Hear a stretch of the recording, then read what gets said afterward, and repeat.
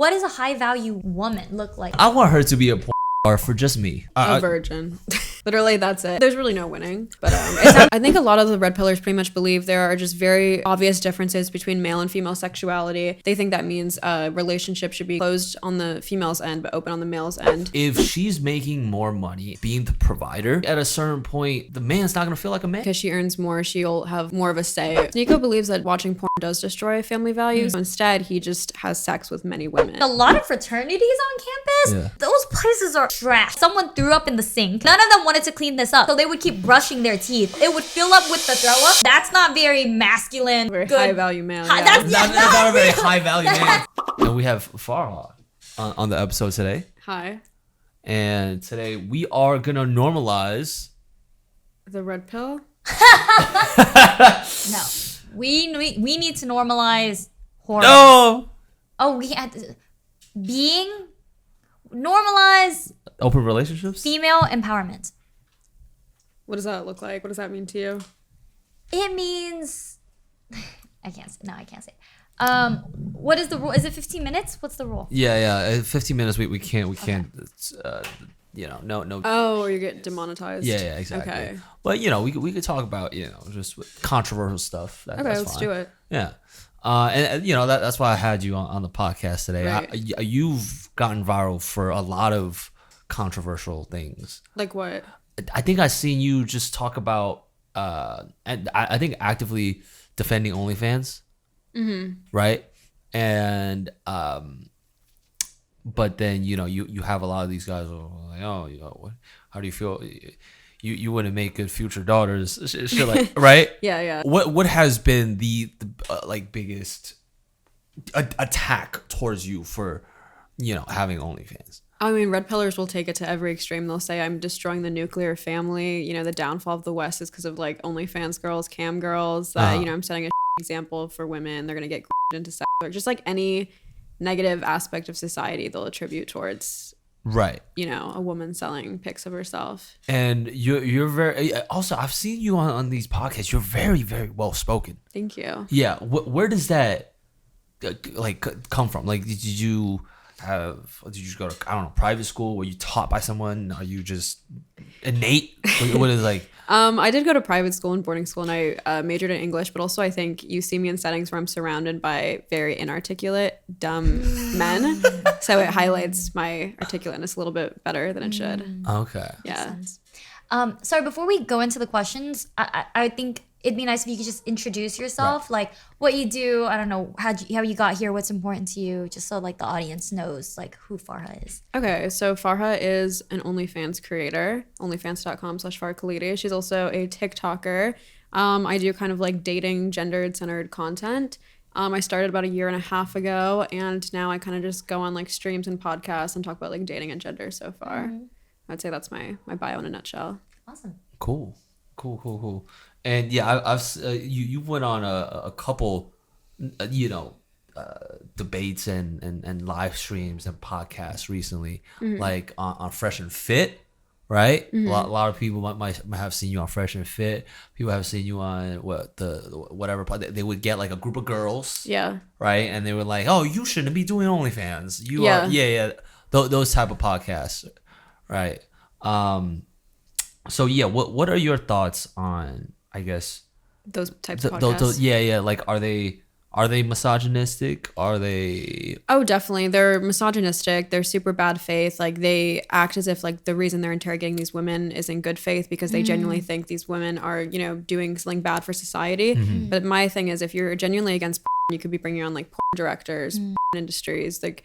There's so many other actors in the sex work industry who you could bring on who actually probably can articulate their position a little bit better, but that's not as glamorous as glitzy as bringing on like, you know what I mean? Like an 18-year-old girl who's not as super educated and telling her that she's a whore. Right. So they're not actually, interested in like bettering society or family values or anything. They just want like an easy dunk, and it's more similar to torture porn, if anything, than it is to actually like a good faith discussion, in my opinion. Yeah.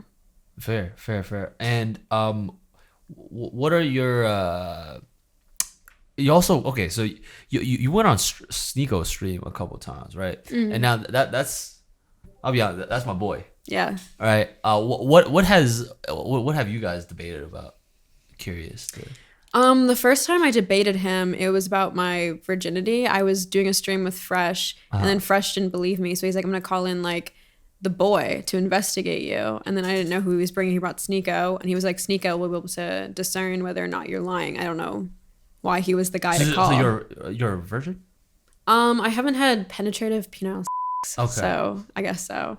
But yeah, he called Sneako to come investigate. He just like bullied my ex on the phone, called him like a beta for never hitting. So it went from him not believing me to then once he did believe me, just calling my ex kind of like a beta. Crazy. Wait. So you had your ex on the phone too? Yeah, because Fresh wasn't believing me, and he was like, "Okay, let's call your friends and ask." So it ended up, it was neutral at first, and I wasn't super familiar with like Sneako or Fresh at the time. I probably shouldn't have put my ex on the phone because That's crazy. yeah.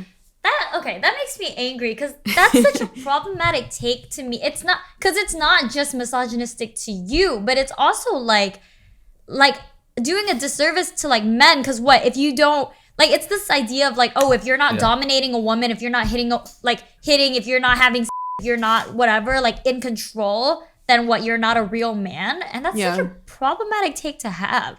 It is. It's also hypocritical because they're like Sneako and these guys will say like you should be dating virgins and you should be like saving for marriage. And then if I were to say yeah we were, then they're just like oh he's a cuck. So they don't make any sense. That's crazy. But it's good for their audience to see that like you can't win either way. Right.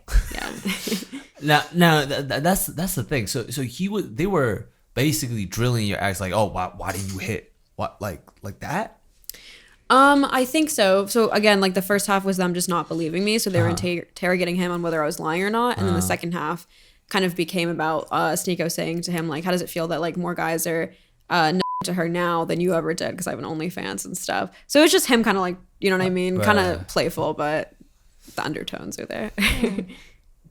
Yeah. I mean, yeah, that is true. It's like you hitting does not equate to, you know what I'm saying? Right. Because it's like it's about it's about both of you guys, what you guys want together. Right. Now,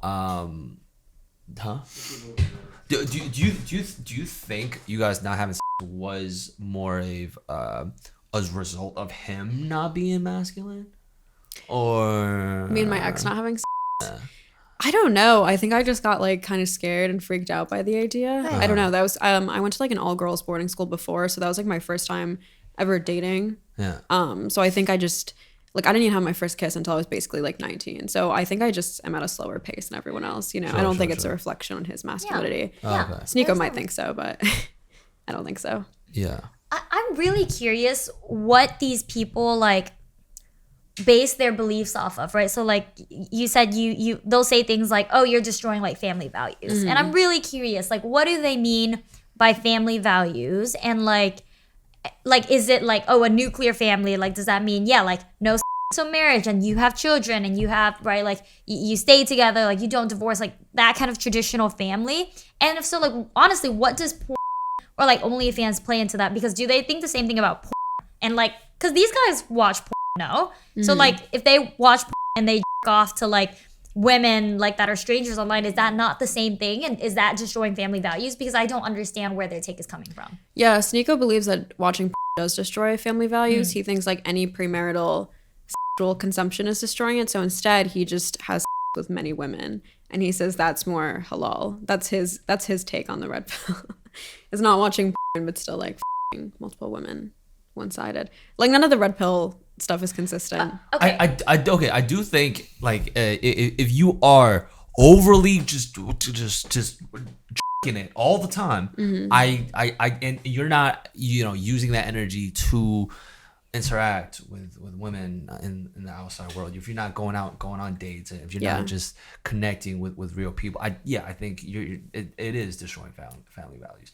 I think OnlyFans, like the people in charge who like made OnlyFans, those are the people empowered to do something about it. But at the same time, when you're on OnlyFans and you see like what does your OnlyFans look like? Is it a bunch of guys DMing you like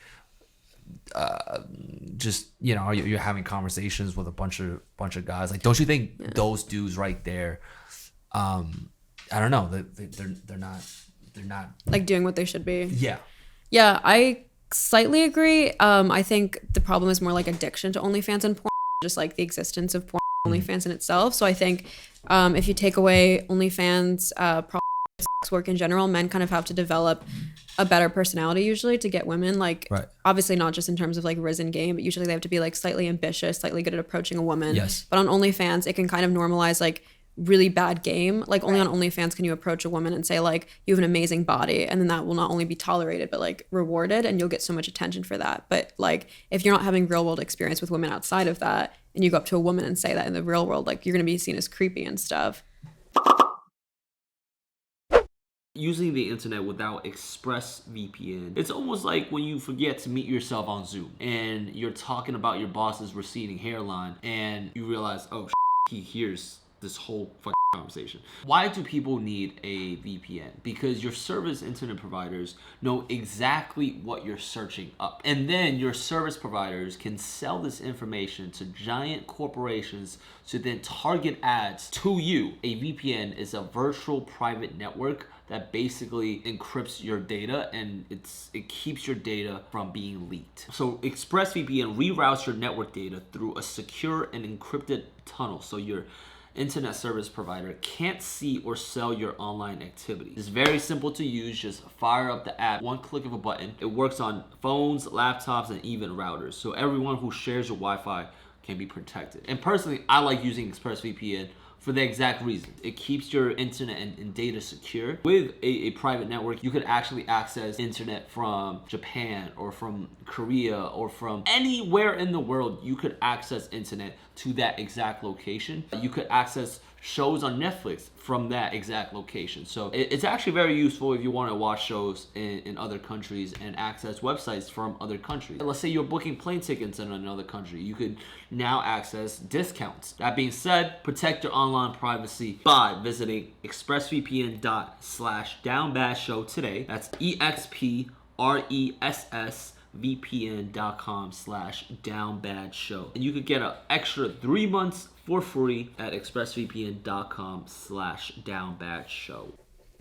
This is interesting to me because I don't feel like the concept of like porn, like prostitution, like sex work, etc. is like a new thing. I don't think like in like medieval times, like brothels exist. Like in China, like everywhere in the world, like this has always been something for consumption. This has always been a service, right? That is like that people partake in, and it's normal. And I don't know, like back then are people also saying the same thing, like, oh, the existence of brothels like is ruining family values. But it's like I don't understand why it's just so specific. Like I think the hatred that I always see is so specific to like OnlyFans women, more so than it is for like porn in general or like prostitution in general. And I think there's just something about like maybe the accessibility of it and like how easy it is to get to that like really angers people. And I think there's a part of it that I think has to do with like just jealousy and envy of like how rich successful how successful these women are, how much money they're making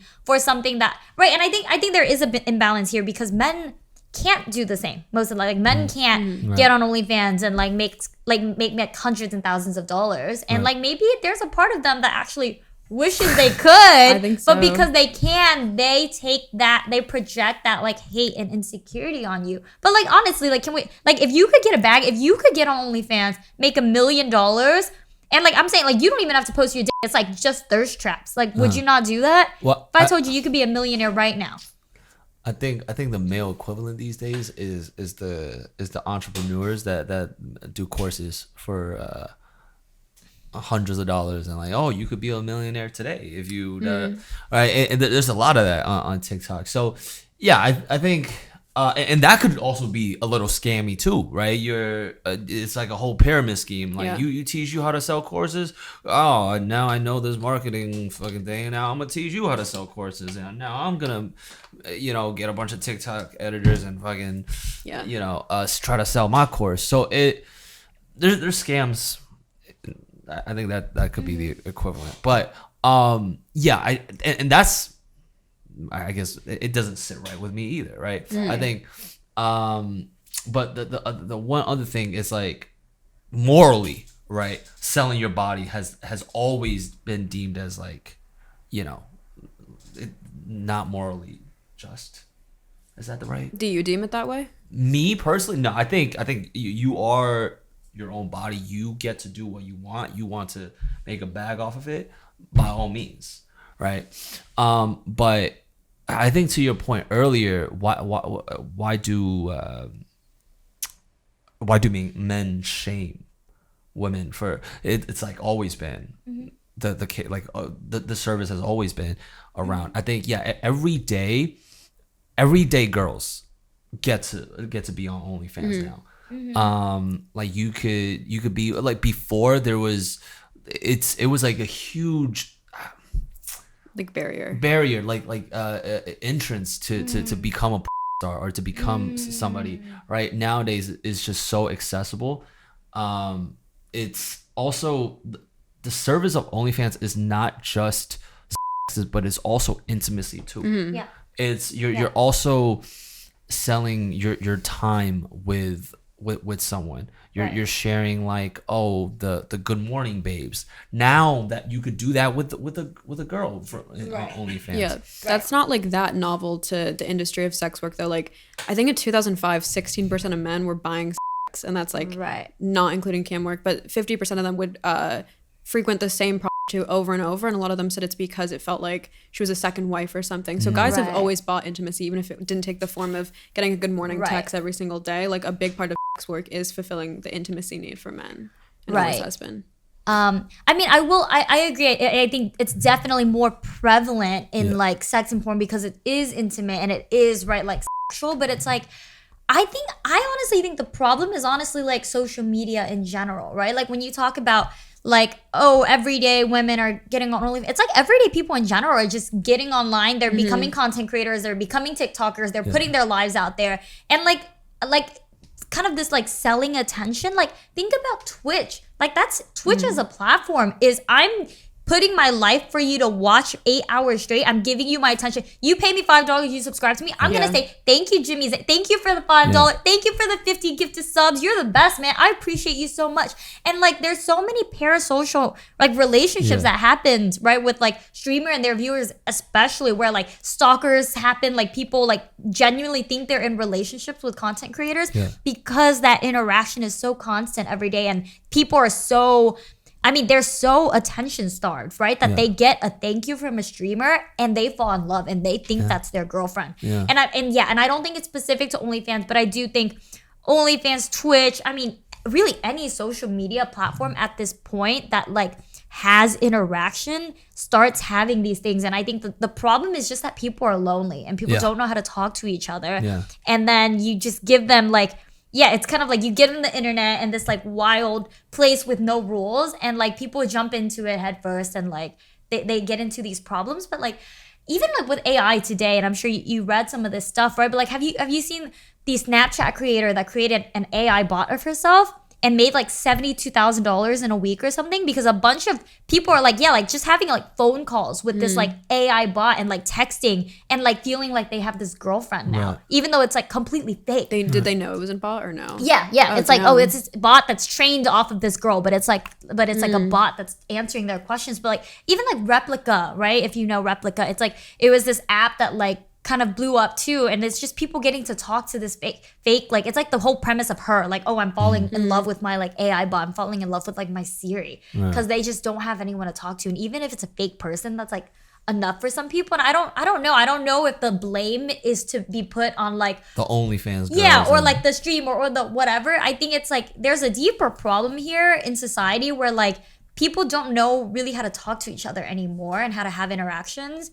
And like, I wish we started there instead of like shaming people for trying to find, you know, like ways to feel okay. Yeah. So what do you think is actually what do you think men need in society? Like the guys that are paying for your OnlyFans, what do you think they need realistically? Yeah, I think a lot of them just need friendships. I don't know if it's the case that all of them are entirely lonely, because I don't know if you have this experience, but a lot of guys who go on OnlyFans or FanHouse or Fansly have girlfriends and wives, sadly. So I don't know if it's necessarily that they're just in like a deficit of, you know what I mean, like female connection. I think a lot of it is just addiction. I think this isn't specific to men, but they just obviously the way it affects men and women is different. I think just in our generation in general, people have just an addiction to like instant stimulation.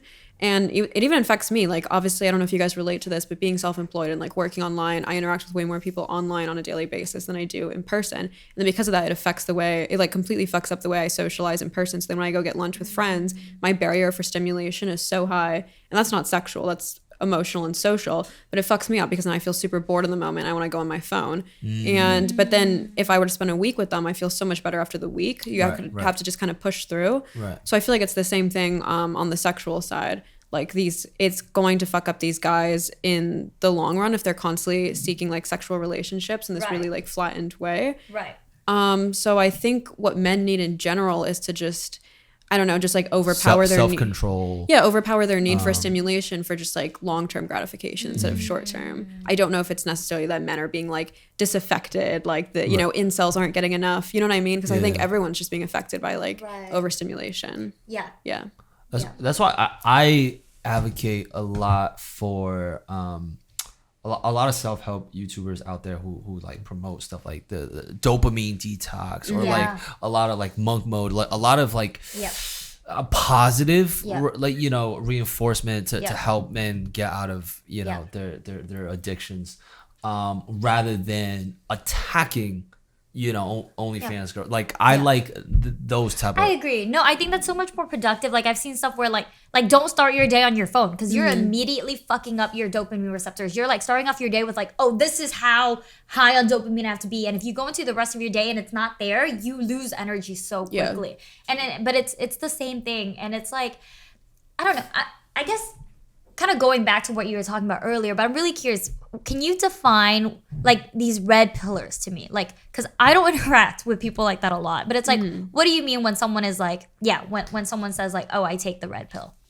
I'm so brain broken by like interacting with red pilled people. So I'm like, oh, it's so nuanced, but it's really not. Right. Because I've just seen so many of them. I think a lot of the red pillars pretty much believe there are just very obvious differences between male and female sexuality. And on depending how deep you're on the spectrum, if you're like a fresh and fit level, they think that means a relationship should be closed on the female's end but open on the male's end, because you know that's just their biological imperative is to just knock up a lot of women. Again, I'm so numb to all this. I love seeing your reaction to it. Yeah, it's open relationships only for the men. Yeah. And closed for the girl because women are biologically wired to just be with one man, and then men were supposed to fuck everybody. Basically, the red pill just means that like the way society is structured, it's in a way that maybe favors women, and men are the ones kind of being disaffected socially. Like women are the ones put on this pedestal, but men are actually the ones being screwed over because they have to work to provide, versus women naturally have value. Men are always going to be attracted to women even if they're working at McDonald's, versus a man has to earn his value. And because of that, because he has to earn it, he should have more sexual leverage because he actually had to do something, versus the women are all kind of like interchangeable, but the man had to, you know what I mean, earn his glory. There's so many holes in it, but I will say this though, like I have read a lot into that like community, and I have learned certain things that I think are true. I think there are certain things in the red pill that like defines gender roles and gender dynamics that I'm like, no, like this should be the case. I think men should like I still do believe like traditional values, like men should be the provider. Like yesterday, you know, we have a friend, Gloria. We were kind of having a debate over lunch about, you know, she, you know, makes six figures. She makes X amount, and she's also a pretty tall girl. So I just know like her dating pool is just a lot smaller for her to feel feminine. Right, because she was saying like, "Oh, I'm cool with the guy just at home taking care of the household, you know, while I go out and be the breadwinner." Right. But I feel like I don't think that's gonna lead to a functional relationship. I think she now has to go against her natural biological like wiring to I'm now gonna provide for the family. Right. You be a stay-at-home dad. Mm-hmm. Right, and she's like, no, like if that just works for us, that just works for us. But I'm like, it's interesting. I don't know. I don't know. What do you see as like the issues, like the obstacles in them working that out? I think if she's making more money and she's going out and being the provider, taking on the masculine role, then I think at a certain point the man's not gonna feel like a man. I think the dude is gonna be like, oh babe, what I want to go buy a car. I really want. She's like, no, like I think this household needs da da da. Okay, right? so the way you see it, because she earns more, she'll have more of a say over his actions. Over the household and his actions. Because he'll be using her money to spend it. Basically, yeah. And I think it puts him in more of a feminine role, like more of a submissive role, right? And I think gender dynamics, like, it makes people more comfortable. I don't know. You don't think she might be equally as uncomfortable if the roles were reversed and she had to kind of get his permission to maybe go get a car? Like, or do you think that's more natural, so the woman's not gonna feel uncomfortable leaning on her man? I think it's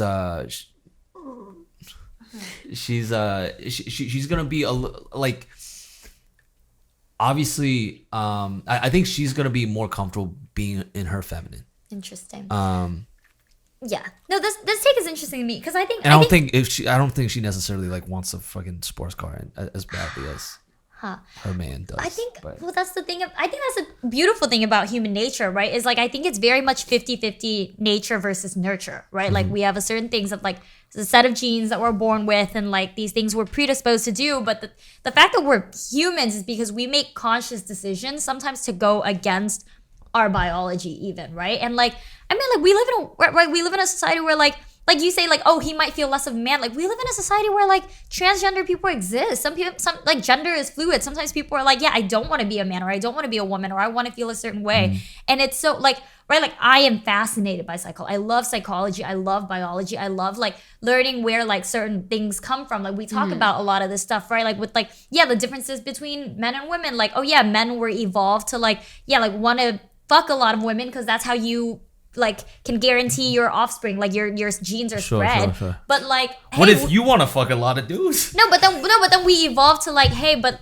into this like monogamous kind of household because that's what we figured. Hey, this is what is fulfilling, or this is what makes us happy. Yeah, we adapt to our times. Right. Like, there are people that are monogamous, there are people that are polyamorous, and it is so right. Like, what people choose, like, it's a little like choose your own adventure, right? Like, yeah, like your biology says a certain thing and like you're socialized a certain way, but at the end of the day, we all get to choose, and I think that's awesome, right? And we all get to figure out what works for us. Like, and I feel like with my life too, like, so many of like what's norms or like what is the structure is so turned upside down because like I provide for my parents, I provide for my father, right? And like I take a lot of pride in that. I feel great in that, and my dad is very proud of me, right? It's not, I don't know, and like, does it make him feel less like a man? Does it make me feel like a man because I don't know, but are we happy, and like, do we love each other as a family? Yes. And like, I think I have a great little family, like, even if it's like untraditional or unconventional. And so it's, I don't know, it's really interesting for people if they're all like, now being that you do that, wouldn't you want, like, in a relationship, wouldn't you want a man that now could provide for you, make you feel like, oh, I don't have to do all this? Now, what if like a guy makes X amount where he could provide for his family and your family, right? Because like give it up to you. You're the co-founder. There's not a lot of guys who could even match that level. So like, for your dating pool almost is a little bit smaller for you to feel like her feminine side. Yeah, exactly. So it's like, but when you do meet a guy like that, right, that's when I feel like you feel the most comfortable, and you feel like, do you feel like that's the case? Like, what's your dating history like? Do you usually date guys who make more or less than you?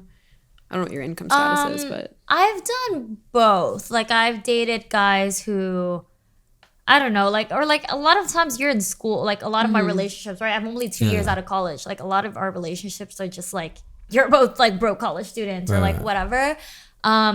But I don't know. I feel like a lot of times we're on like equal footing. Like, we have jobs that pay similar amounts, and like, sure, like, I mean, I love being feminine too. Like, I love wearing my pretty dresses and going out on dates and like being taken care of. Like, I think a lot of women do. But I just, I just think it's never like, you can never just stereotype an entire group of people and be like, this is what they want. Like, yeah, me, yes. Actually, I do want a family. Like, I actually would love to be a stay-at-home mom someday. Like, I think I'd love to cook. I'd love to just like provide and take care. And like, yeah, and that's just a part of me. But that's not a part of like every woman. And like, nor should you expect that from like every woman. And like, it doesn't make someone less of a woman if that's not what they want. You know? I guess his point was kind of like you just described, your parental child relationship maybe feels a little bit reversed, because typically with like Americans, their parents provide for them. I'm in the same boat as you, where I make one of my parents, they're immigrants, like minimum wage workers, so I'm gonna like look out for them and stuff. But then you were saying you don't know how it makes your dad feel. So same way he was saying that couple, the guy might feel emasculated because he has to lean on the woman. Yes, they could do it, but I guess his point is like similar to the example with you and your dad. Do you think you guys would feel more comfortable? Like, he'd feel more emasculated, you'd feel, you know what I mean? Right. He'd feel more honored if he was the one who got to fulfill that role. I mean, maybe, but like, who cares is my point. Because what this is works too. Like, we're happy, we love each other, we're able to take care and provide for each other. And like, and it works. Like, and I'm just saying there are lots of different definitions of like these things that can work for people. Like, it doesn't have to be one way for it to be a real family, or like like family values. Like right, like, yeah, what the fuck does family values mean? Like, that the man has to be the head of household, or it's a dysfunctional family? Like, because I would disagree with that. I think there's not enough maybe education for guys to lean on. There's like, I think guys are just, they need really good role models, and a lot of times they don't have that. And that's why, you know, Fresh and Fit talks about being a high value man, right? Because quite frankly, I don't think there are a lot of that. And like good male role models. Yeah, role models. That's kind of why Andrew Tate like rose so much, as people felt like masculinity was being attacked. Like, we were just kind of like broad stroke labeling all masculinity as toxic and bad, and not showing healthy examples of masculinity. It felt like people were kind of pushing men to feel more feminine. So then people overcorrected and the pendulum swung the other way. Right. So what do you think like a really healthy masculine role model would look like? I Like, think, what kind of traits would they embody? I think there's, I don't know if there's a YouTuber that I watch, Iman Gotzi. I think he's some of his videos, like the things I talked about. You know, he makes videos about like, you know, how to cure addictions, like monk mode. He talks about, he has clips of him talking about, you know, just on dates, you wanna pay for the dates. You know, you wanna be you know, if you don't make X amounts, don't go on dates. Work on yourself first. You know, stuff like that, I think really like resonated with me. And yeah, for me personally, I even, you know, I preach a lot of just, you know, going to the gym, working on yourself. I think stuff like that Andrew Tate also talks about, right? You know, fucking hit the gym. And there's most of America is so fucking overweight. That's a problem, you know. What else? What do you think the woman should do prior to going on a date? So like, the man should get his income in order. He should work out first. Like, what do you think women should just come as they are? Like, what are the good feminine traits? Well, that's where like some of the Rip Hill stuff is like, that's where they fill in with like, oh, body count, loyalty. Those are the only two important things, because they're like, those are the two things. Like, we have to do all this shit. We have to like become millionaires, work out. Literally all you have to do is just like keep your legs closed. And then that's why so many guys subscribe to that, because they're like, that's so easy compared to like going to the gym or starting a business. What guys have to do. Yeah. Right? Do you feel that way? Do you feel like modesty and isn't too much to expect from a woman? Or like, what do you expect from a girl you're going on a date with after you, you know, are paying and all this? Yeah, or like adding on to that, like if a woman has a high body count, do you respect her less? Or like, right, like do you this feel is like a safe space? Yeah, do you feel like there's an ideal body count for you? Or like if someone's a virgin, like does that make her higher value? I wouldn't. No, I wouldn't do a virgin. I think that's. I think a lack of experience. Like okay, all right, here we go. I want her to be a porn star for just me. And here's the thing. Sometimes it's almost scary too. Like if I'm dating a girl and maybe she has a low body count, but she's done a whole shit ton of stuff with her ex. Oh my God. I don't want to hear about that either. Oh, that's more intimidating. That a little bit, What right? if she just had like a string of casual hookups? No, not even a string. Maybe she had like her body counts 4, 5, right? But then she dated one guy for like 3 years, and she like they just did the craziest, kinkiest shit together. Sure. And like, oh man, maybe one day she pulls up a sex tape, like, oh shit, where does this fucking right? But right, like she could be like super freaky with the guy. Sure. Wouldn't that also make you fucking uncomfortable? You know what I'm saying? So maybe just not knowing her sexual past Sure. is where I'm at. Okay, so you said you don't want a girl with no experience, but you also don't want her to had been too experienced with her ex. Yeah. Well, I'm curious though. Let's say you meet a girl and she has the exact same sexual experiences you do, like same body counts, done the same things with her exes. Would you judge her for that? Would you be like, that's too much? Oh shit. Well, here's the thing. Here's a tip for you ladies. All right. Maybe you just don't reveal that much. Maybe just You prefer that, huh? You'd prefer that. Okay. If I'll be honest, I prefer just not knowing. Okay. All right. Even if you do have like a crazy sexual past, Right. like don't tell your man that. Right. And why? Is it because it makes you feel insecure? It makes guys feel uncomfortable. Period. Do you think even if she didn't tell you verbally, like you would figure that out in the bedroom, how experienced she is anyway? I don't know. Maybe You would just think like, oh, this is the first time. Yeah, this is the first time. Maybe we just get each other. Maybe Yeah. this is like sexual chemistry is crazy. But I do think like the I mean I'm just one guy though. Right. There's a lot of guys. Right. That makes sense.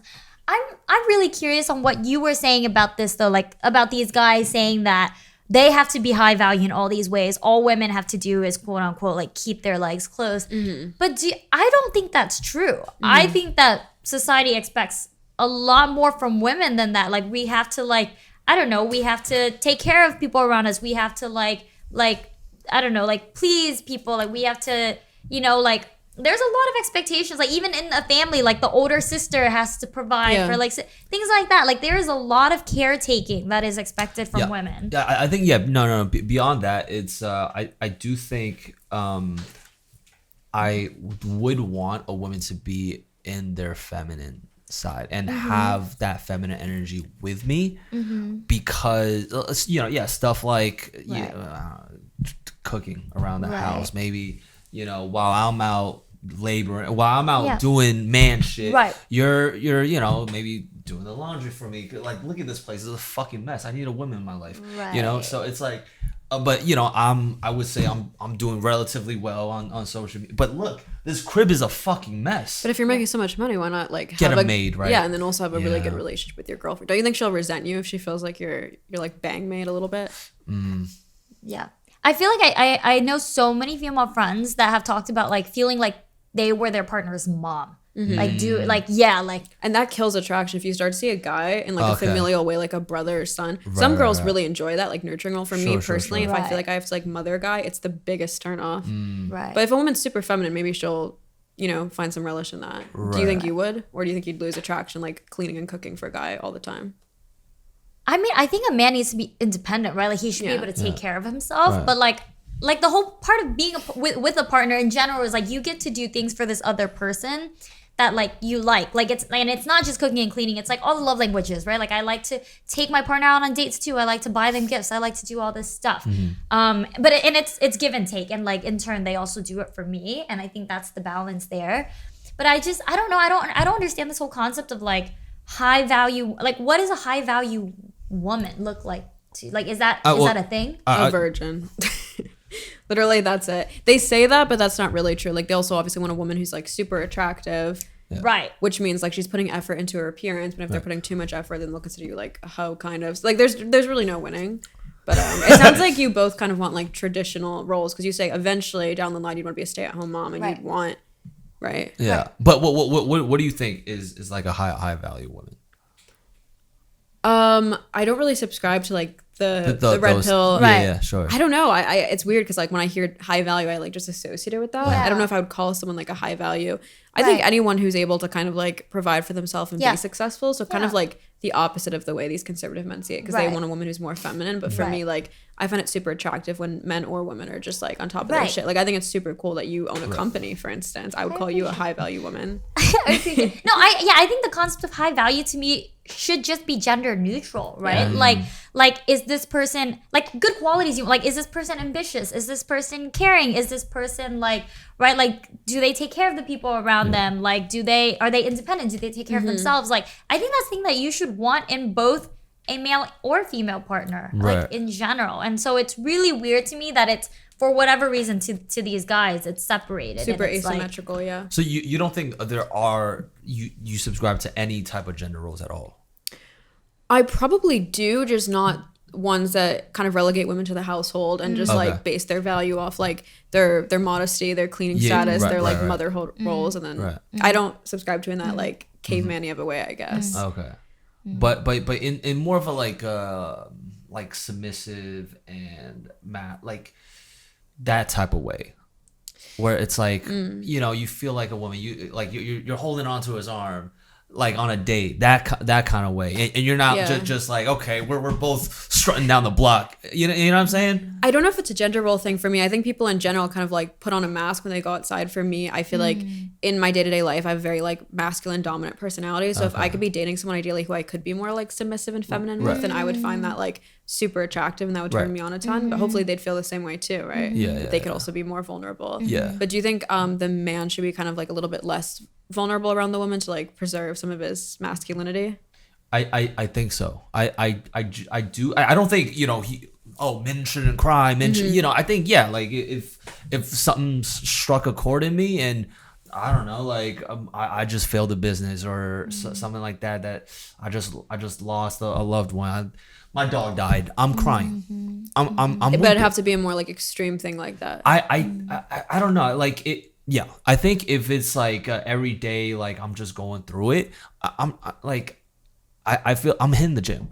You know what I'm saying? I'm going for a run. I'm doing something that like I'm not leaning on to my woman to help have her help save me, but I'm going for a drive. You know, like maybe in the car I might something will come out, but I'm good. You know, I'm taking my ass to the gym, and then I'm figuring my shit out. That's really interesting, because I've heard a lot of guys say that the reason they love having a girlfriend is because they can't be super emotionally vulnerable with their male friends, because you know, masculinity is kind of a competition within like male peer groups, so their girlfriends where they can like let it out in a way that doesn't feel gay, but you don't feel that way. So what do you see as like the benefits of having a girlfriend besides like the sexual intimacy? I think I'd still like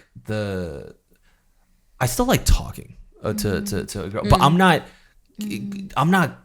crying, and I'm not like I'm not relying on that person to like help like save me. I might you know, I'll still talk it out, I'll still get to it, but the super I think a lot where guys fuck up is sometimes they rely on their girlfriend to help save them. Like, they're a little bit more codependent on like, I need her in my life, or else like, no, you at the end of the day, like, you are gonna pull yourself out of whatever thing you're going through. Like, you have a failed business, you like, she's not gonna fucking partner up with you and help, you know, you are gonna figure this shit out. Is it fully independent, or would you kind of also turn to your male friends for some help? I would also turn to my guy friends. Like they would probably give me some more you know, just I don't know, like logistical advice on how to get my shit better. But for my girl, I was like, like, it sucks,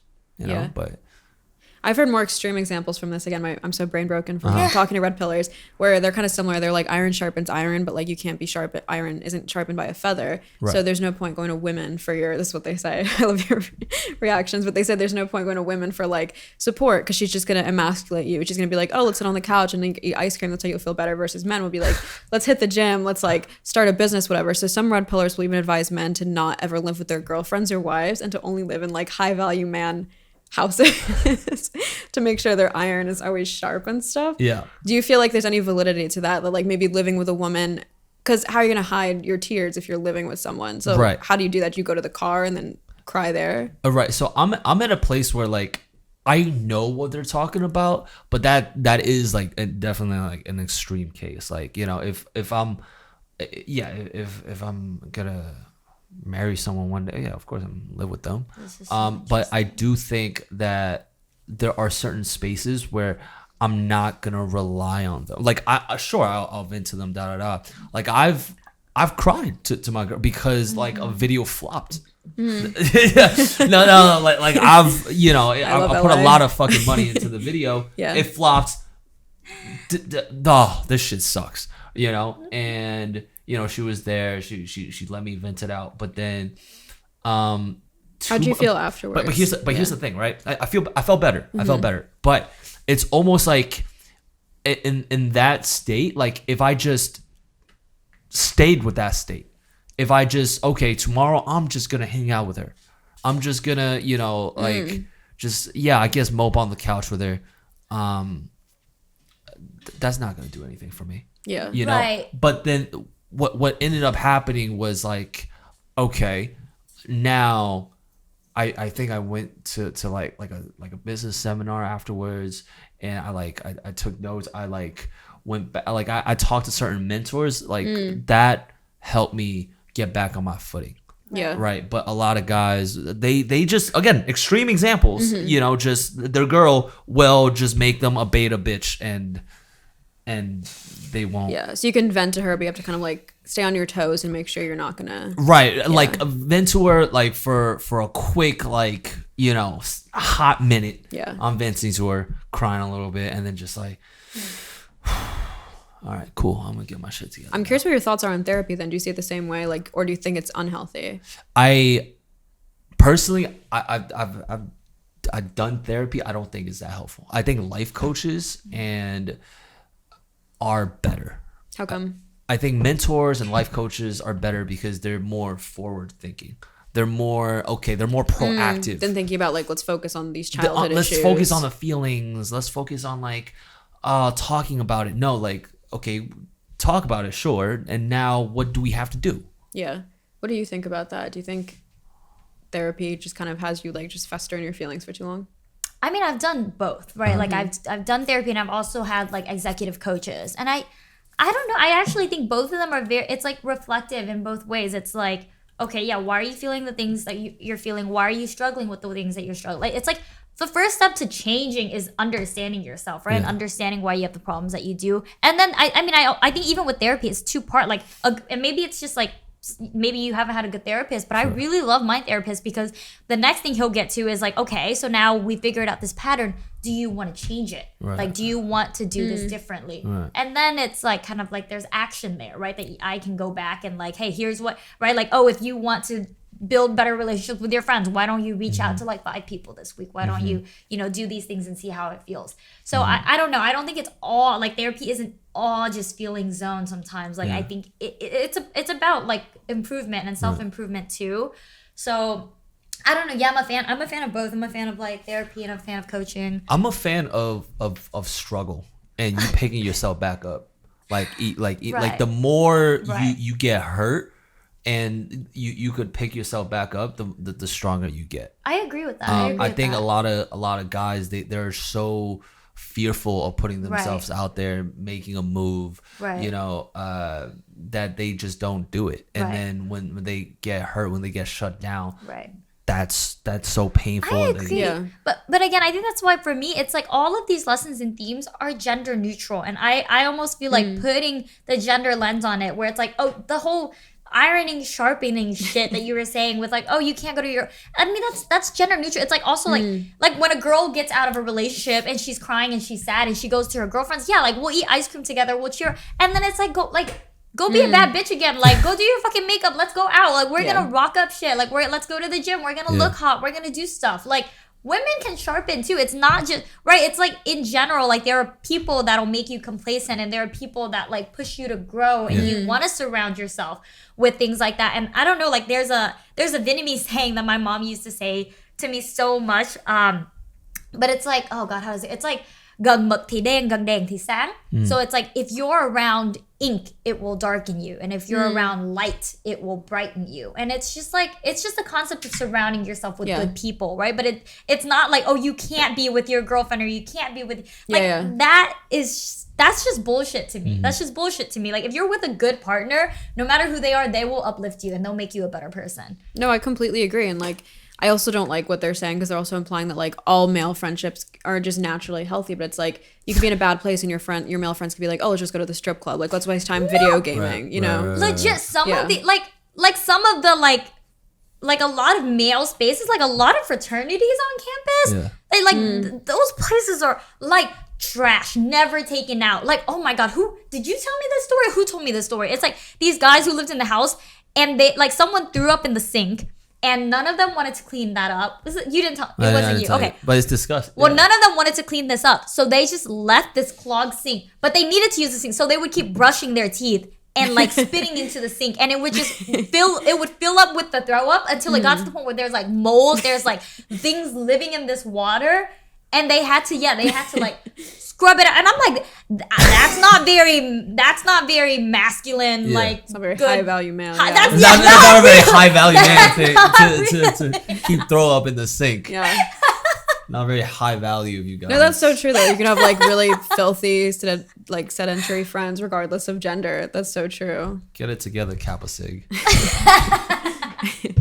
Now, I'm curious. So pivoting a little bit, Farha, but I'm curious what your take is, because you're in this world, and I'm a little, like, I used to be an OnlyFans creator too, right? Like, I co-founded a platform too where people make money through, like, interactions with each other online. And yeah, so I think about this a lot between what is, like, healthy interactions and what is unhealthy. But, like, with what you do, like, do you ever feel like it does affect your life? Do you ever feel like it does affect your personal relationships? And, like, how do you draw boundaries and balance between what you do and, like, what is work and then what is, like, your life, right? Of that separation. Yeah, I don't know if you feel this way, but I think oftentimes when guys are subscribing to your OnlyFans, I mean, I'm more curated online, so I feel like when people subscribe to me, it's more for like a fantasy. Do you kind of feel like you're yourself online? I curate too. Like, I'm very particular about what I choose to put online and what I don't. And, like, honestly, a lot of the stuff I do put online are jokes. Like, I never actually review personal things about my sex life. Like I was in a relationship for 2.5 years and nobody fucking knew because that was my business. Like, no, right? It's just like what I'll put online is just like, oh, I like sex, and then I word it in a way that's funny. But, like, you don't actually know what kind of sex I'm having. Or, like, when you're having sex. Exactly. They just know you're a very, like, sexual person. So it is definitely a persona to some degree. And it's not like it's inauthentic, because that's, like, me and it's things I like. But it's not like you don't even know my name is Rosie online. Like, that, to me, like, that's my separation, right? Yeah. Is like what's funny and will make people laugh, I'll put it on, and the rest of it is my life. Yeah. In terms of how has it affected my personal relationships, I haven't been in a relationship since starting an OnlyFans. I started in, like, September, but when I was in LA, I was trying to, like, meet more people because I didn't know anyone out here. So I went on a date every single day for, like, 2 months straight. I think Eric might have told you that. I did That's not how he know introduces this. me That's to people. Crazy. He's like, this is Farha. She went on a date every day for like 2 months just to try and meet people. And it was good for like my TikTok script writing because, you know, I talk about like gender roles and stuff and like kind of just quote guys for like dumb shit they say. Right. So I told them, like a lot of the guys, I had an OnlyFans. So I got like a spectrum of responses. A lot of them would just kind of like tear me down for it and just say like... during the date. Yeah. Oh. But I made the mistake. I don't do this anymore. I made the mistake when I would go on these dates of telling the guys if they'd ask how much I was earning, I would tell them. And then I realized a lot of it was kind of jealousy. Because a lot of these guys, if they weren't in the industry and just had like a normal job, I think they'd just get, just want to feel like maybe I needed their approval a little bit. And if they found out like, okay, I kind of have this like successful business going on, now suddenly they're like, oh, well, you know, it's going to make it like harder for you. Or like, what if you have kids one day? What if they see this content? Or like, what if a future partner doesn't want to see it? And I always felt like that came after they kind of found out the income because they wanted to kind of make me feel like it's not worth it. Right. So I think what I learned from that is I think if I'm going to date someone, I feel like they either need to be super, super understanding and non-judgmental or they have to be in the industry. Because I've noticed like TikTok guys, YouTube guys, like dating a girl with an OnlyFans is like dating a girl with an Instagram. Like they don't find it strange at all. Right. Like most of the TikToker guys I would talk to were the ones who were like, oh, you should get on OnlyFans. Yeah. And I was the one hesitant about it. And they were like, oh, there's nothing. Right. You know what I mean? There's nothing worth stigmatizing it for. No, I agree. I think a lot of it is just like a lack of like understanding really of what it really is and what it entails. Like, and I think this is interesting. I mean, like, right, like when I had an OnlyFans too, it was just like I definitely felt like I was just treated differently. And it was particularly interesting to me because, right, like I think there, like, people stereotype OnlyFans girls as like, it's always, right, it's the same thing. Oh, like these whores, they like don't have an education, they can't get a job, and so they do porn because they're not good at anything, they have no father figure. Like those are the those are the messages I was getting all the time. And that's why my clapbacks do so well, because it's so funny, because I graduated valedictorian in high school. I had a perfect 4.0 GPA. I got a full ride to an Ivy League school. Graduated with a 3.92 there too. I got an investment banking job in finance, 6-figure salary, and I was doing that on top of my OnlyFans to provide for my family because my parents are disabled and don't work. So I'm doing all of the things that like guys are like, oh, women should be doing, right? And like, I was in a committed relationship. Like, so what's your arguments? Yeah, so I'm like, what's your argument? Exactly. And I'm like, but all of a sudden, because I have an OnlyFans, now suddenly I'm a low value woman. Suddenly I'm like, right? And it's like, you can do that's why, like, to your point, like there's no winning. Like you can do everything right, but it's like, if you, whatever the thing is, then you're not like worthy to people anymore. And that's why I spent a lot of time like trying to disprove that. I think that's a part of the reason why I doubled down on being sexual online, because I'm like, there's nothing wrong with being sexual. Like, even if I'm not doing OnlyFans anymore, and this is the funny part too. This is the kicker, is that my OnlyFans was not sexual. My OnlyFans was fucking singing covers, and I kept it PG because I don't want people. I didn't sell nudes. I just didn't want to sell nudes online. That's okay. People all have their boundaries. But like, people just assume so much that I did this stuff that I was like, you don't actually know me or care or like any of these things. You just want to be able to dunk on a woman to feel better about your own life. You know what it is? It's like guys draw a lot of like validation and ego from them getting a girl, right? And then once they get a girl, it's like it's their girl. So then when it's when she has OnlyFans, it almost feels like a lot of guys now have access to his girl. It doesn't feel as exclusive. It doesn't feel as exclusive, and it just destroys our pride and ego. Like, because we do all these things to get the girl, and now when we have her, the OnlyFans, all the guys can now see her pussy. Do you feel that way? Do I feel that way? Yeah, like, would you not date a girl if she sold nudes or lewds or anything? I think if this is a safe space. I might clip chimp you a little bit for TikTok. Oh yeah. Please do.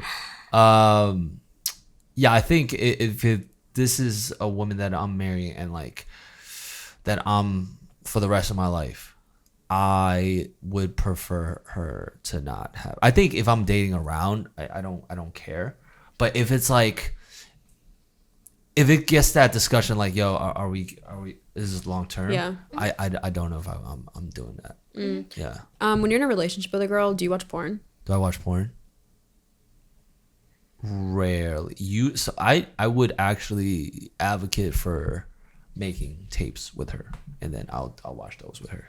Okay, I respect that. Yeah. Something I say a lot, which is kind of controversial, is that I see a woman being on OnlyFans as equivalent to a man watching porn in a relationship. Like, I don't think any, like, one is more or less exclusive than the other. And people will say, oh, well, one's like selling or actually showing herself while the other one's watching. And I'm like, that's only cheating if you're kind of presupposing that watching it is okay, but creating it isn't. And I always feel like women are a bit more exhibitionist than men are. Men are a bit more like voyeuristic, like they get off more watching, and women kind of get off more being seen. That's why men, don't like when women are even like just showing their cleavage or going out to clubs.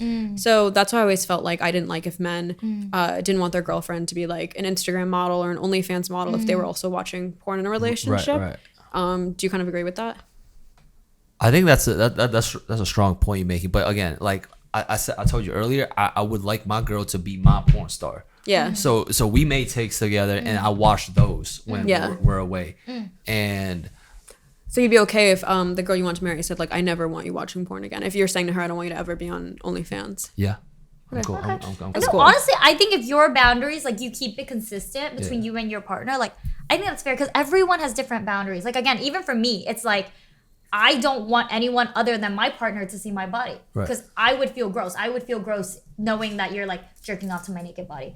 And I don't know. It's tough being a woman online because people are doing it anyways, whether or not you're naked. Like if you click your Instagram bookmark. No, I can't tell you how many times I've seen like unsolicited dick pics or like videos of people jerking off to my pictures where I'm like clothed, right? And it's like sometimes it's like if people are gonna do this shit anyways, like might as well make money. Right, like if people are gonna sexualize you anyways, like, I think that's the part of it to me that's like I think empowering when women get to like take control of the narrative. Like, okay, I am going to like these are the pictures I choose to take. These are the pictures I choose to sell, and I am going to benefit from you sexualizing me. Like, I think there's right. Instead of like because now you get choice over it. Like the women have choice other than like. It's just like happening against their consent. Like a lot of this AI porn is so disgusting to me. I completely agree because the guys who will put down a girl for having an OnlyFans are the same guys who laugh when like Pokemon and these girls are crying because deepfake porn is being made of them. Or they're the same guys who go to those like r/nip slips and they'll like screenshot girls who, you know what I mean, are live streaming and then a nipple will come out. So they're not actually against seeing naked bodies. They're just against, like you kind of pointed out, like women profiting off. Yeah, and, like, they're just against paying for it. They're just against like women getting to benefit off of the same sexualization, which I think is really fucked up and unfair. And it's like, I don't know. I have a lot of different takes about all this stuff. Like, honestly, at the end of the day, I don't know. Like, social media in general and, like, OnlyFans, I don't know if this is, like, net positive or net negative for people. Honestly, maybe it is. Maybe it is fucking up people's brains. Maybe it is making people no longer know how to talk to women or no longer, like, be able to have normal relationships. Like, I don't know. Like, I think we're too early in this to tell. Like, we're only, like, a year or two into this. Like, humans take, like, millions of years to evolve, right? But I just think it's things are happening so fast. But it's like I just never think the answer is to like shame individuals, like whether it's men or women. Like I don't think we should be shaming men. Like, oh, you're a beta, you don't have sex, you're a virgin, you're paying for stuff, or like the women either. It's just like really like what is the problem here? If it's like like people aren't able to be intimate, then how can we like solve uplift people in a way that is productive and is not so like, I don't know why it always has to be so divisive and it's a whole war, like, oh, men versus women and we hate each other. Like, I really hate like kind of like the version of feminism too that's also like, oh, all men are bad and like all men are trash and like all men like they don't deserve rights and they should be like, because I think that alienates men even more, right? And it just creates like when you paint another side as like evil and as monsters, which is just not true. We're all fucking people just trying our best. But when you do that, then it makes people like, like you just keep adding fire to that flame, right?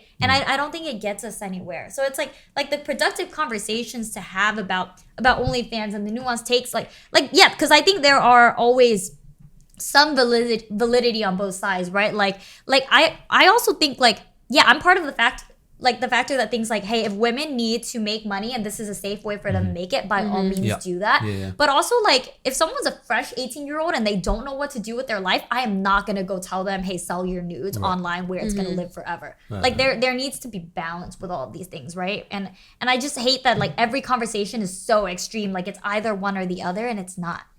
I completely agree. I think it's super extreme. It's either that like OnlyFans is men exploiting women, which is usually the rad femme take, or it's the opposite, which is that, you know, the red pill take, which is that it's women exploiting men's loneliness. And it's like, what does it necessarily have to go to one or the other, that like one's in a position of power? Maybe there's like a societal problem that needs to be addressed. It doesn't have to be like one, you know what I mean, in a position of power of the other gender.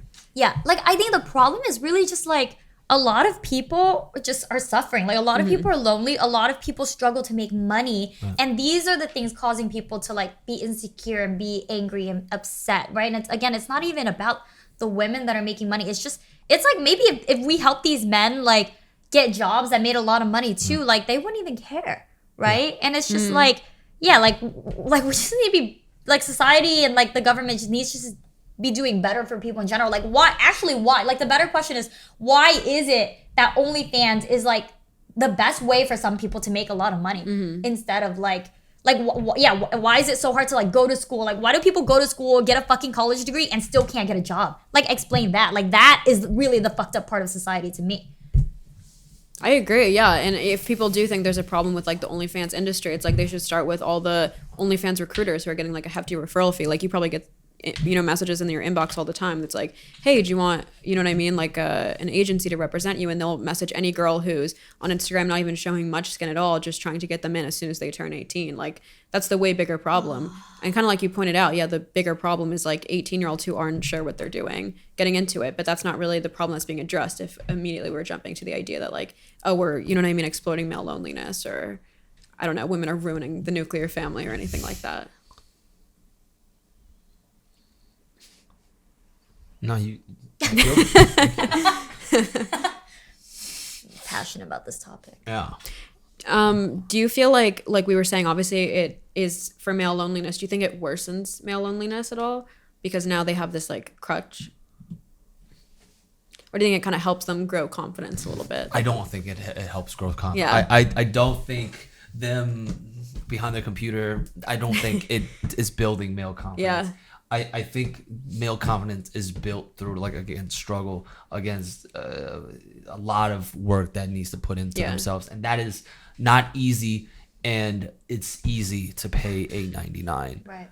And I think it's like you said, like when it's an addiction, right? It's like everything in moderation. Like it's, I don't know, it's like things like gambling, right? Like we were in Vegas last weekend, and I don't know, I lost $30 playing fucking craps, and like, am I like ruining my life? No, like it was a fun little like an hour time, you know, like it's like almost paying for entertainment to me, right? But has gambling ruined lives? Absolutely. And if people are on their computer screens, like spending all their life savings, like, you know, clicking through and not doing anything, like, of course that's bad. And of course, like you should be treating nothing like that. Like even watching TV shows, like anything in general, like should not be an addiction. It's like go out. I mean, it's like go out and touch grass. I think it's only gonna get worse, if I'm being honest. I think the way we're headed right now, like, I wish I could, you know, be a fucking savior. Truthfully, I just think the more, you know, like male role models that appear on YouTube, I think it does help shift it a little bit. But I don't know, the speed at which both sides are rising, right? It just all depends. I mean, like the OnlyFans side of things, like it's getting more and more prominent, and it's just naturally it is just harder for guys to just really build themselves up. Right. And I agree. develop. That's something I think about too. What you said, like the issue is balance. And, you know, it's like how you said gambling is okay in small doses. And then same with like probably porn consumption, OnlyFans consumption is better in small doses. Right. But then I also think I'm profiting off the guys who are bad at that, at like pacing themselves and dosing. So as much as I can prescribe guys, hey, it's okay to go to OnlyFans, but only in small doses. My business model also in a certain way kind of depends on people being not fully able to sexually regulate themselves. So I was going to ask, do you feel that way? It's I mean, but that's the thing. That's why I almost think the problem is like capitalism, because I think capitalism incentivizes people to keep doing bad things for themselves. Like, again, if you think about social media, like maybe this is a controversial take, but I am more afraid of TikTok ruining people's like minds than I am of like OnlyFans actually, because TikTok I think is way more addicting. Like look at your screen time between OnlyFans and TikTok. I bet TikTok is more. And it's like I'm seeing kids fucking like 8-year-olds. I go to the park and they're just filming themselves dancing. They're looking at it and they're like frowning. They're like, oh, I don't look good. They're filming it again. I'm like, that cannot be good for your brains, right? Like getting so used to like having being 8 or 10 or like 13, blowing up, getting used to like what people are saying about how you look, your body, like so on and so forth. And it's like TikTok or like Twitter, like Facebook, anything. They are incentivized to keep you addicted to them because that's how they make money. The longer you watch these YouTube videos, right? And that's why they keep you in the loophole of like, oh, the algorithm, the more they make money from advertisers, right? Like they want to take up as much as your brain space as they can. And like, there's just no regulation for any of this, right? And that's why like, TikTok is making so much fucking money. Yeah. And it scares me because I don't know. I actually feel like sometimes when I hang out with TikTokers, I'm gonna be so honest, like they don't seem like real people to me. Sometimes they seem like a fucking caricature. Like they seem like it's like an archetype. Like, you know, when you watch Family Guy and you're like, oh yeah, Peter or like, you know, whatever character is just like this one-dimensional thing that has been written and like spits out the same lines. I almost feel that with TikTokers sometimes because they're so used to giving the audience this one thing. Like one side, yeah. Yeah, that like even in real life, I'm talking to them and like everything feels like a punchline. I'm like, can you talk to me like a person? But I feel like people are really losing their capacity to like talk to each other because there's no separation between what is real world and what is online. And like there are people I hang out with where it's constantly like, oh, let's film this for this thing, or like, oh, this would be so great for this. And it's like the camera is never off. And it almost I think that really scares me so much. Yeah, like people more. seeking out real world experiences to like bring it online. Yeah. Like content becomes more important than like living. Yeah, well, it's kind of like the dopamine rush. I'm no better. I'm filming this podcast. We're gonna find clips that's gonna give the highest little dopamine spike. Right. Right, but That's true. But even this, like, right, we do it in moderation. We meet up once or twice a week or whatever, and right, and like when we talk on the podcast, we talk on the podcast. But like we have our side conversations before and after. We eat dinner, we hang out, we debrief. You can like turn it off versus the TikTokers you're saying they're But, always like, in that mode. And this is half joking, like no shade to the podcasters we know, but there are podcasters I hang out with where like we start having conversation. They're like, no, that's interesting. You can't say it now. You gotta wait. You gotta wait for the camera. You can't talk about it now. We gotta record it. And I'm like, oh my god, dude, can we hang out? Yeah. They're like, no, you're not allowed to have fun. Only boring conversations right now. I'm like, save that for the podcast. yeah, you know what I mean? Yeah. But that to an extreme for some people. That's funny. Yeah. That's funny. Do you think it's because like podcasting isn't your main job, kind of, but for them it's like, you know what I mean? They have to find something to fill the time. I guess, yeah. Again, it's like it should be a hobby, right? Like eat porn. But like, the thing is, whatever. it does become a job though, and that's where it's Do you like feel like that's what's unhealthy. Like all social media should kind of be more hobby than career. So people can like maintain normal social interactions. Yeah, it's really tough. Like It's tough. I mean, yeah, like. It's tough. It's tough when that becomes their livelihood, and they now need to live off of that. Right. You know what I'm saying? Yeah. So maybe that little joke that you said, you need to save it so this man can eat. No, and I get it, but I still think, I mean, with any job too, like you go to, right, like a job is a big part of your life. You go there like 40 hours a week, 9 to 5, whatever. You spend most of your day there, but then when you get home, you debrief and you spend time with your family, you spend time with your friends. And it just can't, all I'm saying is it can't be 24/7. Yeah. But some people it is 24/7 now. Yeah. Like a lot of streamers that I know, right? Like they get famous streaming Valorant or something, and they'll tell me like I can't even play it. Like that's a game they used to love, and they can't even play it for fun anymore. Because if they play it, they have to be online. They have to be streaming. Otherwise, they're wasting it. And it should be able. You should be able to do both, right? Like you should be able to have fun conversations on the pod and have fun conversations off the pod. Yeah. Right. The way you describe TikTokers, do you feel like streamers are kind of the opposite? Like they can be more themselves both in person and then on stream because they have to stream for such long hours. They're not necessarily chasing those highlight reels as much. Because that's what I've heard some people say. It's different, but again, and this is not every person. It's only like the people that are very stream. But there are also streamers I know that like live life for their camera. Like we'll like be at a party, we'll hang out, and immediately the next day it's like, what happened at the party last night? Like, and it almost feels like they were trying to do crazy things in order to have things to talk about on stream later, right? So, or like all the friendships that they have is for the sake of content. Like sometimes it becomes. Yeah, I don't know. So there's both. There are people that balance it really well, and there are people that don't, and this is for any platform really. I like it where sometimes the having fun is primary, and then the content comes secondary. Yeah. So whereas like like this last weekend we had was so incredibly fun, Right. and then after the fact, we could also talk about it on the podcast. Exactly. You know what I'm saying? So it's like but I felt so in the moment this past week. I had like I said, this is one of the best weekends of my life. Yeah. And I think that's how it should be. Yeah. Carried. Yeah. I agree. I mean, I think that's why I love Twitter so much as a platform, because it's so non-instantaneous to me, actually. It's like I go on my dates, and then like months later, sometimes I'm like, oh, yeah, this is a funny thing that was a really funny date, actually, that I can talk about, right? But it's like every moment it's really, like being present in the moment is so important. And I just feel like people lose that. Are most of your guys' friends in the industry? Yeah. they all kind of have the same mindset as you? You feel like they can all be present, or do you have like a good amount who are kind of on the other end? It's like, I mean, now living in LA, most of the people are, you know, but I feel like this weekend was a little bit of mix, right?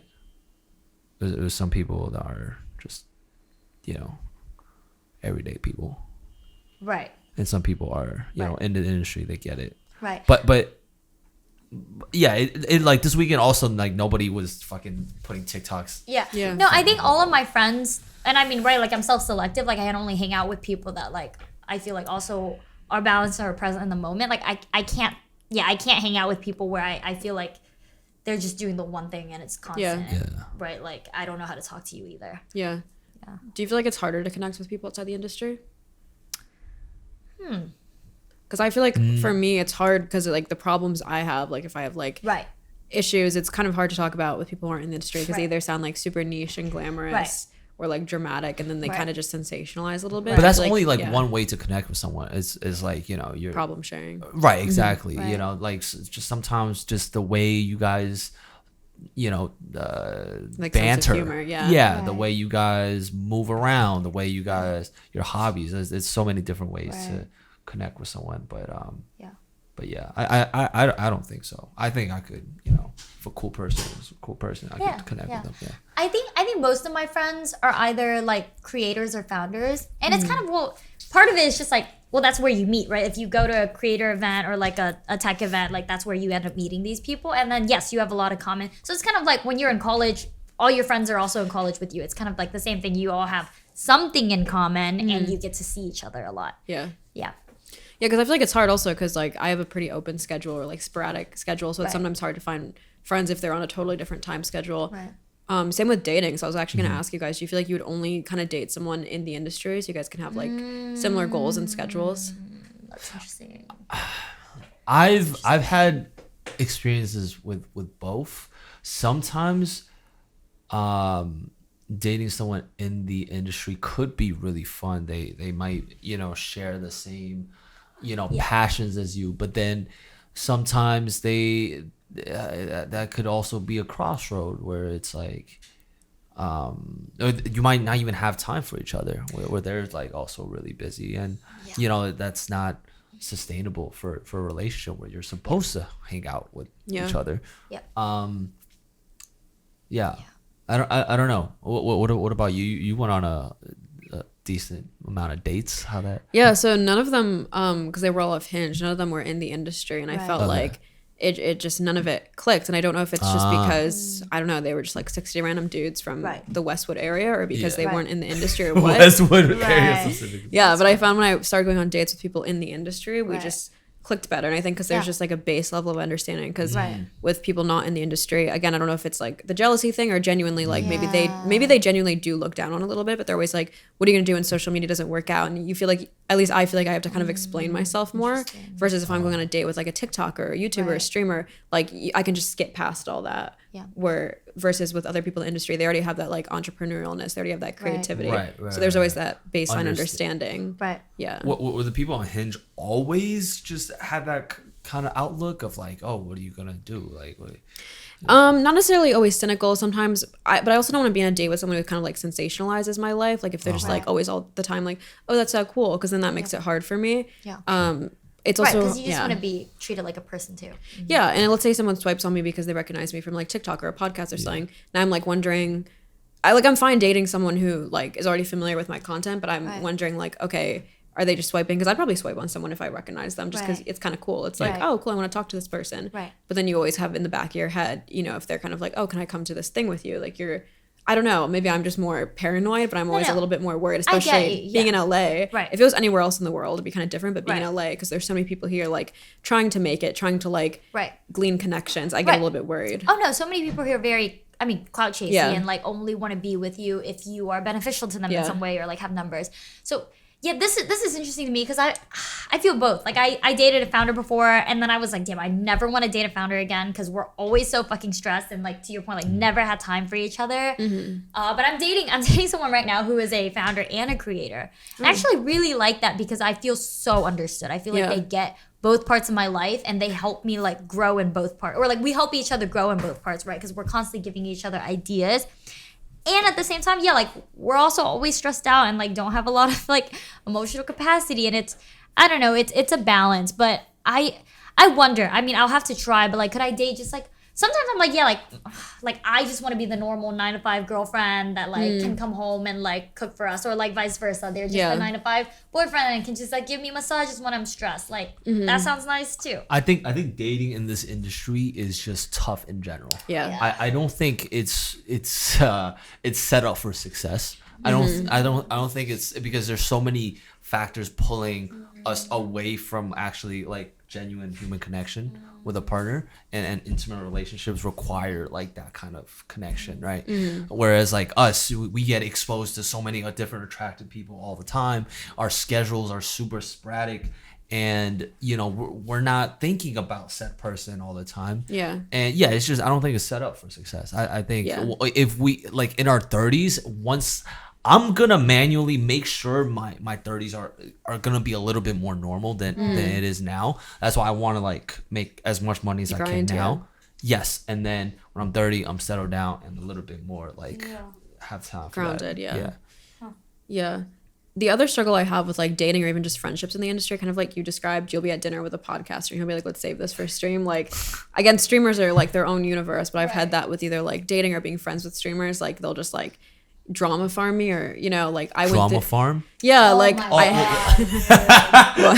Drama farm. Yeah, okay. Yeah, like I had an experience last month where I left my OnlyFans agency and it was kind of traumatic. It was very like dramatic and stuff, and I was staying with one of my streamer friends and I was just like crying the whole week, and I was like, I don't want to be on stream, and she's like a big Twitch streamer, and she just kept like recording me while I was crying, like following me around the camera. What? And I don't even blame her because she's been doing Twitch for so long that her brain is so wired towards content instead of like being supportive or thinking about my digital footprint. And like I said, I like to be very curated online. I'm not a streamer. I think she's used to streamers where that would kind of maybe be like beneficial. No, because that's what they do. They break up live on stream together. They have like a mutual understanding that, you know what I mean? These events are worth monetizing. Yeah. So that can be the difficulty with dating. The other thing is like I'm attracted to people in the industry for, like I said, they have like the same schedule, we have the same goals. But then also I feel like I can be kind of unattracted to guys in the industry because a lot of like TikToker guys or YouTuber guys are a little bit more like vain and narcissistic and like image focused. And maybe it's hypocritical to feel this way, but I find it a little bit of a turnoff if like, I don't know, guys are a little bit too obsessed with like the way they look, or you know, if a guy's just like sitting reading his like Reddit or YouTube comments all day and just overthinking what people think about him, I don't know, I just find it pretty unattractive. Do you feel that way at all?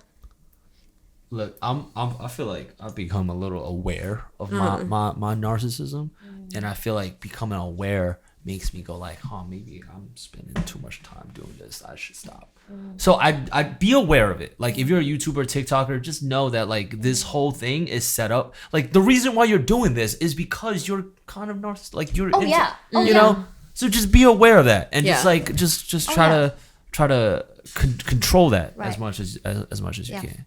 Yeah. Oh yeah, this is something I've said before, but like I feel like creators and like founders too are all just inherently a little narcissistic because you have to be in order to be like, then you could fucking like I'm funny enough, or I'm attractive, or I'm whatever, that I'm gonna put it online for a lot of people to see, and they follow me and they like it. Like you have to have that kind of confidence in yourself, and it's not necessarily a bad thing, but like to your point, just keep it in check. Like like at the end of the day, you're just perfect. You're just a person. You're not perfect. You're like, honestly, you're like anybody else, right? Like when I go out, like make time for people. Like if someone is like, someone at the supermarket wants to like have a conversation with you, have a conversation with people. Like it's not that serious, you know? That's a good point. Yeah, like to be in the industry, you have to already believe that what you have to say is like worth saying and like worth putting out there. I guess the thing that I find a turn off is if they care too much about the audience reaction, but maybe that's tied to it. Right. I don't know. Do you guys feel like you're like dependent on your fan reactions at all? Do you feel like even if 100% of people hate your video or content, you won't tailor it because you're just so sure in your vision for yourself at this point? I think I'm gonna tailor it. I think personally for me, it's like, it's like the audience, the comments, as much as I don't want it to, it has an effect on like how I feel. It has on my mood. So like, yeah, if it's not well received, then like maybe I might sit with myself for a little bit. Right. I mean, I think feedback is important, right? Like, I'm never like, I think that's too narcissistic when you're like, oh, if everybody hates what I'm saying, it's still right. Like, there's probably some validity in what people are saying. So like with like comments, like I think I will, like when I first post something, I'll kind of like scroll through or like see what like the overall sentiment is, right? And like if there's a lot of people that are like, oh, you can't say this or this is bad or something, like then I will like correct that because that's important to know. But if it's like generally generally positive and like there's a couple people here saying this or that, like I'm not gonna go through every single comment and like change myself to please every single person. Like I think that's when it gets impossible to do and like toxic for yourself. Like you cannot, like I'm not going on Reddit. I'm not like scrolling through every single comment all the time. It's just like when I post a thing, like a tweet or whatever, I'm like scroll for like a minute just to see like the sentiment and then I go on about my day. Yeah. So you were saying if some people, like if an overwhelming majority of people are like, oh, this is bad, we don't agree with this, you'll think about it. Do you ever feel like sometimes audiences could be like over scrutinizing and you could think like, okay, they're just sensitive? Yeah. Like, do you have your own list of like, this is what I consider bad? And even if 99% of people are like, this is offensive, you won't change it? I don't know if that makes sense. I mean, like with like being sexual online, like there's always people that are like, there's always people that are like, oh, your parents must be so disappointed. You're like, whatever the fuck, and it's like, this is something I've already decided for myself that it's not wrong to be sexual. It's not wrong to talk about sex. It's not wrong to have conversations about sex, and this is not harming people, right? Yeah. So like when those comments come up, like whatever, but it's never like 99% of the comments are like that, right? Like, and I think that's to the point that like people are agreeing with you too, because there are people that feel this way. There are people that feel seen, that feel heard, that feel validated in these conversations. And that's why it's important and meaningful to me. Like, I feel like if I'm doing something and it's not benefiting anyone at all, then what's the point? Right. Like, that's the point of content creation, right? Is like feeling like you get to make someone laugh or you get to help someone or like make them feel seen or heard. Like, that's the whole point to me. I think there was a sentiment. There was a joke about me. What was it? I said this joke or this state. Basically it was like, oh, I'm an advocate for like safe dicks, right? The safe dick movement, right? What does that mean? So it's like a penis. You know, it's like in porn. You see all these big dicks, and like you see these girls that's like just kind of taking it, and it looks like it hurts. Right, so I'm like, man, I have a safe dick, right? It's comfortable and it's nice, and I think a lot of people took it as like, oh, he's an Asian guy, of course he has a safe dick, right? It's like a lot. So that was like one thing that I got, I would say, some backlash on. There's a lot of guys from like the Asian community was not a fan of it because I was almost an advocate for like small dicks. Oh, they thought you were like stereotyping, right? Exactly, but that was just like. I don't care. Like, I've jokes about my dick being 4 inches, 5 inches. It's just like I'm just comfortable with just being my, like, okay, I happen to be Asian. I don't, if I'm white, I have my dick is like, I will still say it, you know. But it's just, that was something that I just stuck with. That I didn't like cater like. The next day we're like, no guys, I'm just kidding, you know. So they felt like you were shitting on yourself in like a way that felt like internalized racism kind of like exactly. They were like, oh, you're making fun of yourself for like white people kind of, is that kind no of I'm making fun of myself because like I'm like a self-hating Asian guy. And I just didn't fucking get it.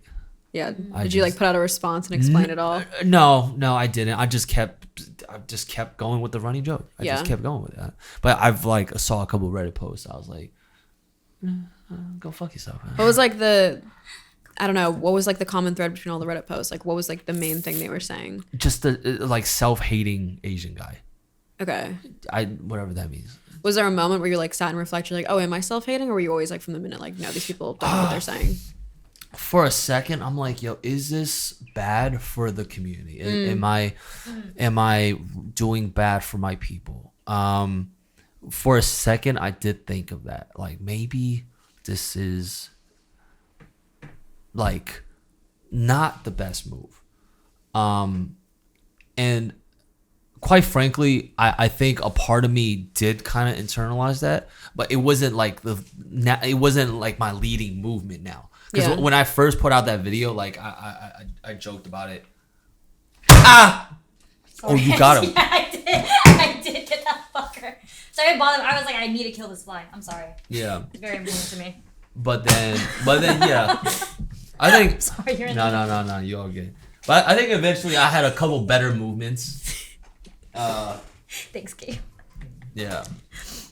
Yeah. No, and I think that's important. Like the reflection of like, am I harming people? I think content creators, we have that responsibility to make sure we're not promoting hate and not promoting things that will like hurt people, right? But if you can answer that question for yourself, then like keep on. Yeah, that's something I struggle with because like I used to kind of do like comedy content before I did the dating content, and I would get a lot of hate if I did like too edgy of a joke or something. And it's really hard for me to parse through because I was doing kind of like satire, but some people were still like, you can't talk about certain topics, even if it's satirical. Even if you're saying it in a way where you're making fun of people for being racist, they still thought. So for me, I have such a like skewed perception of like audience feedback now, because now I think a lot of audiences, I don't know, maybe I'm kind of like slightly conservative washed in this way where I'm kind of worried like sometimes audiences just want to get you on like a knee in one way or another. What was like the joke? Dude. I don't remember specifically. Like I used to make so many because I would just like script like 6-minute videos a week about a specific topic, and it was just all dry humor and stuff. But I don't know, some were like self-deprecating race jokes, things like that. But I don't know. Now it's really hard for me because now I guess kind of like the penis joke is like people get at you for sort of and I guess I just started to see audiences as a little bit sensitive.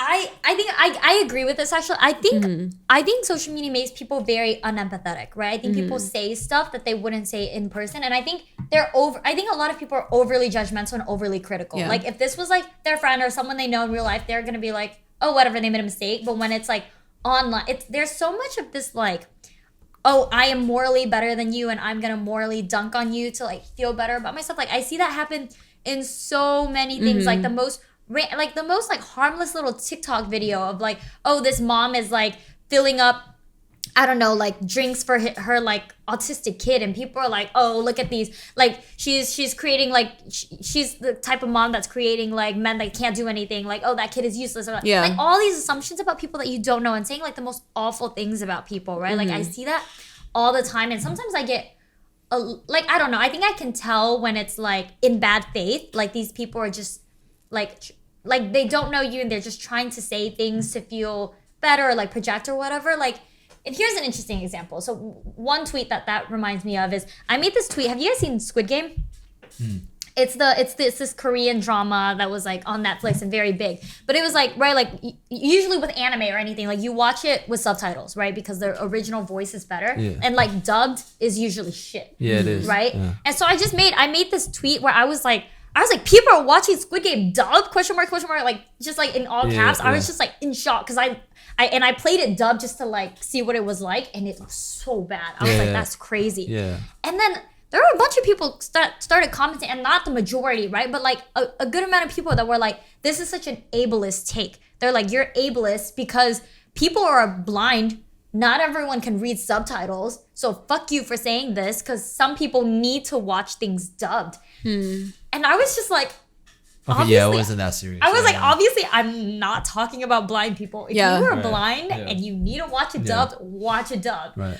But that's like, not the point you're making. But but if people can choose to watch things dubbed or subbed, and they're constantly watching your anime dubbed, I'm gonna give you a look. That's weird. Yeah. They're acting like the majority of people watching it dubbed are blind. And that's but I was just like, this is a very insincere thing to like take this tweet out of context and be like, I'm dissing on blind people because literally, if you're in a movie theater and someone is like, oh, this dub sucks or something, you're not gonna go and be like, oh, you hate blind people. You don't turn around and say that to people, but online suddenly people do that, and I think that's it's a little interesting thing that people like to do to like feel better, like I'm holier than thou. No, it's stupid. I think it all stems from, like cancel culture, when people start canceling people for the R word or the F word or stuff like that, and it's just like, the dub sucks. The dub sucks. It sounds like, terrible. Listen, I think there are a lot of things that are valid, right? Like, like racism, like transphobia, discrimination, absolutely, like hold people accountable. But there's But if it something feels like they're again, looking for so it, yeah. unserious. Yeah, they're looking for something to like, oh, gotcha Yeah. for, and that's no longer productive. Did you ratio them? No, I just block people. I'm just like, this is not worth my time. Oh, you just block them? Yeah, That's I'm cool. a big advocate of blocking. I'm like, to me, it's like, dude, there's a fly on my Sour Patch. Like, the fuck? Did 2 you- seconds, done. Out of here. I don't want to look at that anymore. It's just like you're gonna stress me out on my phone? I don't think so. Block. Yeah. Block.